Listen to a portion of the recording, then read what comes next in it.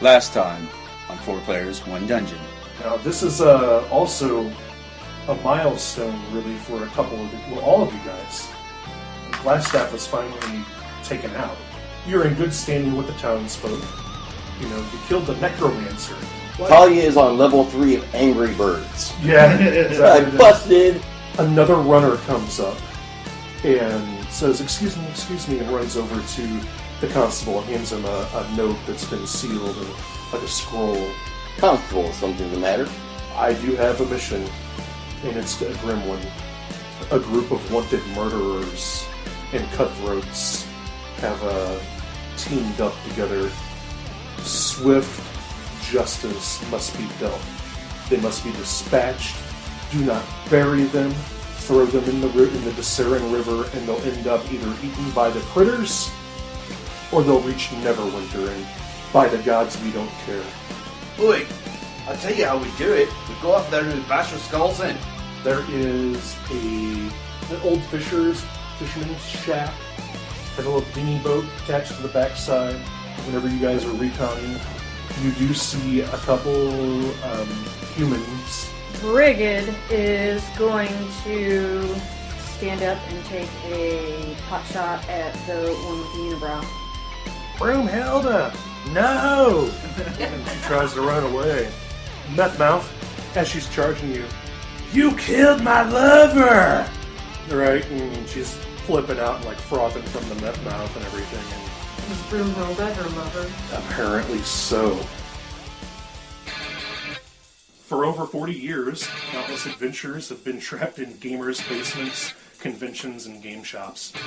And now we can post that shit online and beam it directly to you. Follow Adar, Talia, Hugor, and Brigid. As they journey through the Princes of the Apocalypse, a 5th edition D&D campaign. Welcome to 4 Players, 1 Dungeon, an d-amp podcast. Are you ready?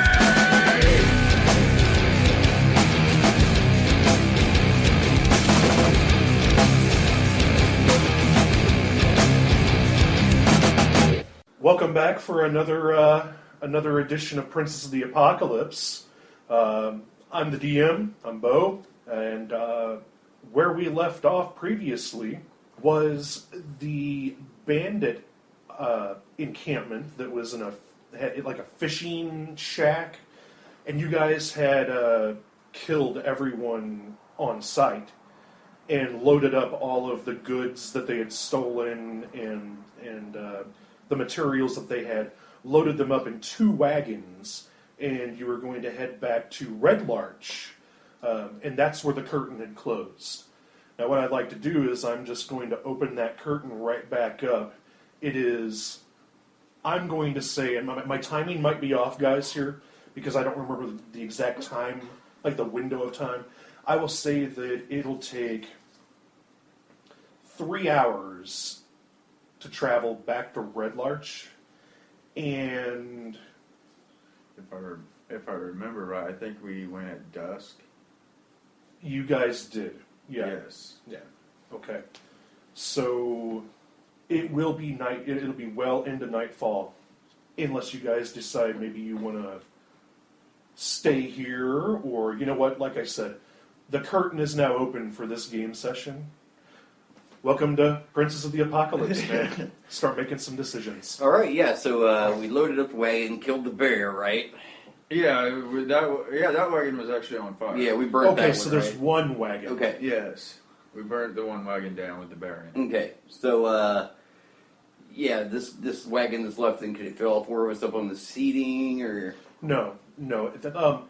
Although I don't have an accurate description of the wagon, Hugor, it's think like a Conestoga wagon, you know, from like 1800s. The little 2-person seat. Yeah, and it has a handbrake, and it can, you know, depending on how you have the horses and stuff, you could run 4 if you have the right gear, usually 2. And we have horses at this point. We rode out there, right? Well, not only that, there was 4 horses there, so we hooked 2 up to the wagon, put 2 people in the wagon, we got 2 extra spare horses, and then our horses that we rode out here on. So we have 6 horses altogether, not counting the 2 for the wagon. Correct. So yeah, tie the 2 extra ones on the back. Whoever's riding the horse each takes an extra horse. All right. So yeah, Hugo will stay on horseback and take a spare horse along. Adar would probably want to drive the wagon or sit up shotgun. Yeah, someone with a ranged weapon or ranged capability should ride shotgun. So I'll drive. Do you have proficiency in land vehicles? Nope. I don't. You can do it anyway, but Right. I'm asking because we found out that the proficiencies, like, there's actually proficiencies Vehicles, for yeah. land Right. vehicles and stuff. Folk heroes can drive. I just want to make sure that you guys are packing up and leaving at night, and you're going to travel at night. Yeah, do you guys want to? I mean, that's the other thing. I guess, do we want to head back at night, or do we want to try to just camp out here? Which now that we've cleared out the area, we've got a nice little fishing shack. I'm not afraid to head back. I would suggest camping for the night, just because driving a wagon is difficult anyways. Doing it in the nighttime makes it twice as bad.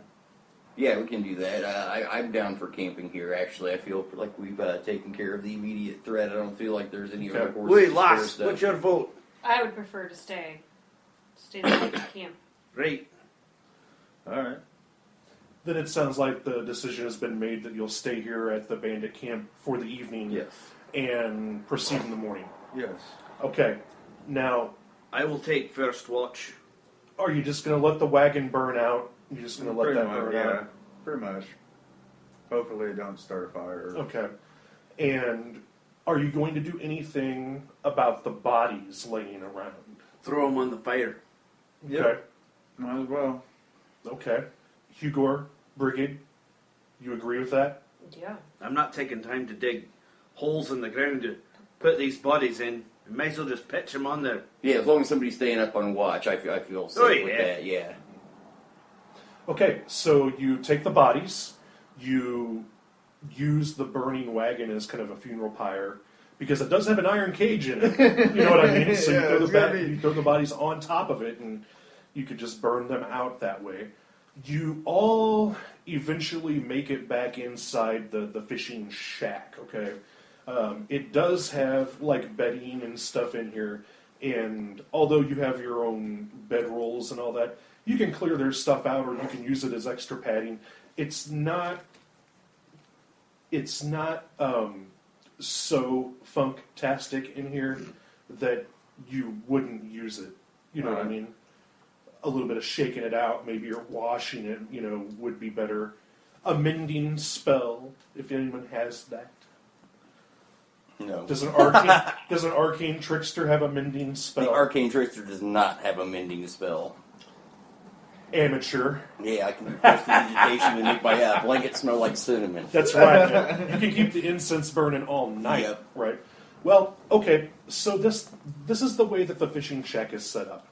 The fishing shack is set up a little bit higher off the ground. It has those stairs that go up, and you all decide it's about time to start bedding down and taking watches. Can we go ahead and get the watches worked out, and then, if you don't mind, I think that I'm going to have Jason be our caller. Adar, you'll be our caller tonight. Just make sure you project and let everybody know what you're doing. Right. So discuss amongst yourselves how you want the setup to be. Well, I take it 8 hours. Really, only need 2 watches. I am a elf, so I can take a 4-hour rest and then get back up. And I'll take the first 4. okay, I'll take the second 4 then. Okay. You two get good night's sleep. Thanks. I would say that you're looking at a pretty cool evening. It's late spring. You are on the water, So, beside the death and carnage that was just dealt here, if you like to fish, it might be a good fishing spot someday. It's not really a little bit of work. You see why they hold up here. Like a little bit of work, and this place could be ideal for a rustic area to be. About an hour into your watch, you hear a sound that sounded like a muffled voice. And I would say a higher pitched muffled voice. But it was faint. And you know your ears didn't play tricks on you, Adar. You know this, like, what the fuck is that? It was like, what was that? So it caught your attention. What would you like to do? Just gonna peek my head out to see. Not really go too far, but do some small investigation, like around the shack, see if I hear any more noises. Okay. Now, as a dwarf, hill dwarf, do you actually do you break the normal dwarf stereotype, or are you into carpentry and stonemasonry and that kind of stuff? Are you a builder, Adar? Well, actually, I'm into. Masturbation? Yes, exactly. No, I'm Guilty. actually into more of the like blacksmithing. Okay, that's fine. Smither. You're a smithy. Yeah. Okay, so you're probably a little bit confused why this thing is built up on stilts. It's got about 5, maybe 7 foot raise. You come down the stairs, you walk around the area, and you have dark vision and all that. You notice that in the middle of the area that's underneath the hut, the stilted area, there's actually, in the darkness, a person wouldn't see it at all. Mm-hmm. And there's a lot of brush, and they had debris piled up around there and all that. But since all that's been moved, you notice that there looks like there's been something built there. Like maybe there's a trap door in what would probably be the make a intelligence check. Do we have a box to roll in instead of rolling near the yeah? That's how Daddy likes it. I don't know if it makes any difference. Especially since I'm sleeping, but I do have a proficiency with carpenter's tools. Okay. So you would maybe, if you were investigating it, you would definitely get more insight on it. So I got a 19. Okay. Yeah, it makes sense. That's probably right about where Brigade's sleeping. That's probably right about where she's got her bedroll. Mm. You know what I mean? And this area isn't very big. I would say that the secret edition exterior that you're seeing is probably maybe a 5 to 7 foot box. Okay.